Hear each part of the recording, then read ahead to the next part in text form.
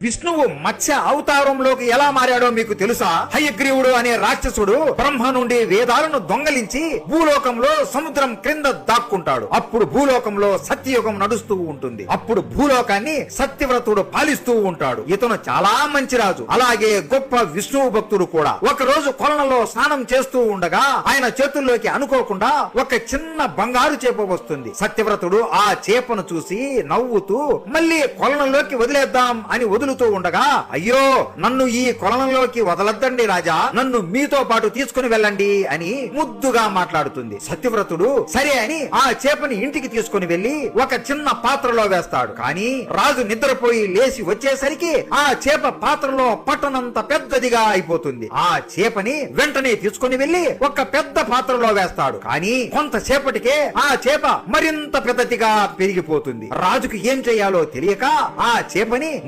మోయలేక చాలా కష్టపడుతూ ఒక కొలనులో తీసుకెళ్లి వదులుతాడు. కొలనులోకి వేసిన వెంటనే ఒక్కసారిగా ఆ చేప కొలను అంత పెద్దదిగా మారిపోతుంది. తరువాత సత్యవ్రతుడు ఆ చేపను సముద్రంలో వదులుతాడు. వెంటనే ఆ చేప సముద్రం అంత పెద్దదిగా మారిపోతుంది. సత్యవ్రతుడికి ఏం చేయాలో అర్థమవదు. అప్పుడు ఆ చేప, నన్ను ఇక్కడ వదిలేసి వెళ్లిపోతున్నారా రాజా, ఈ సముద్రంలో ఉన్న పెద్ద చేపలు నన్ను తినేస్తాయేమో, నాకు భయం వేస్తుంది అని అంటుంది. సత్యవ్రతుడు నవ్వుతూ నమస్కరించి, నాకు మీ దర్శన భాగ్యం కలిగించండి స్వామి అని స్మరిస్తాడు. అంతే ఆ చేప నుండి ఒక దివ్యమైన వెలుగు వస్తుంది. ఆ చేప ఒక్కసారిగా మత్స్య అవతారంలోకి మారిపోతుంది. పై శరీరమంతా నారాయణుడు రూపంలో ఉంటూ క్రింద శరీరమంతా చేప రూపంలో ఉంటుంది. నేను నీకు ఒక దివ్యమైన కార్యం అప్పచెప్పడానికి ఇక్కడికి వచ్చాను సత్యవ్రత.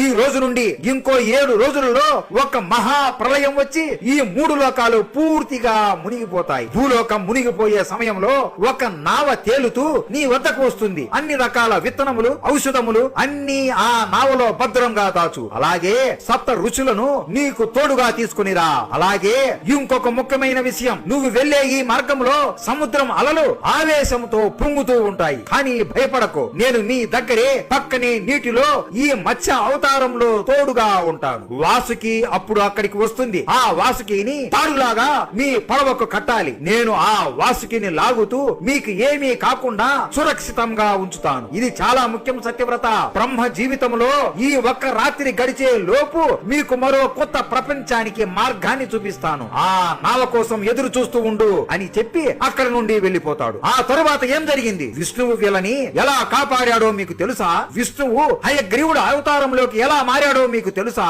తెలుసుకోవాలి అంటే మన ఛానల్లో పెద్ద వీడియో చేసి పెట్టాము. దయచేసి ఆ వీడియో అందరూ చూడండి, అందరూ చెప్పండి జై విష్ణుదేవో భవ.